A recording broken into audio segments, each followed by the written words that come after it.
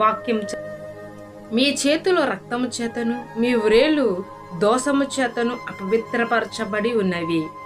ఎవరి గురించి చెప్తున్నారు అంటే మనిషిని గురించి చెప్తూ మనిషిలో ఉన్న వేళ్లను చేతులను గురించి చెప్తున్నారు.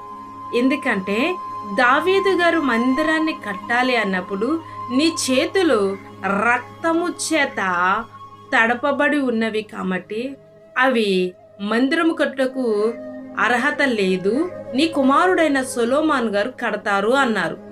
ఇప్పుడు ప్రభువారు అంటున్నారు చేతులు రక్తము చేత తడిసి ఉన్నాయట.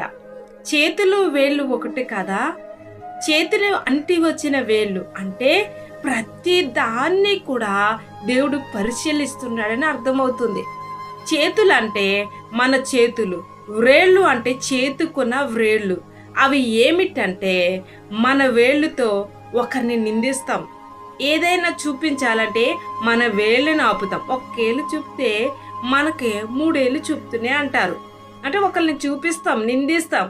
రెండోదిగా నీ సంగతి చెప్తాను అంటే మనం చెయ్యాలి ఇలా ఇలా ఆడి వారి సంగతి చెప్తానని మాటల్లో మనం చెప్పగలుగుతాం. అంటే వ్రేళ్ళకు కూడా పాపం ఉంటుంది, దోషం ఉంటుంది అని మనం గమనించాలి.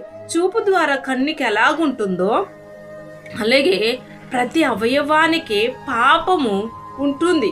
మనము ఏ పాపములో పడకూడదని పరిశుద్ధాత్మ వలన మనం పరిశుద్ధులుగా ఉండాలని దేవుని ఆశ. నీ చేతులే రక్తముతో నిండి ఉన్నవా?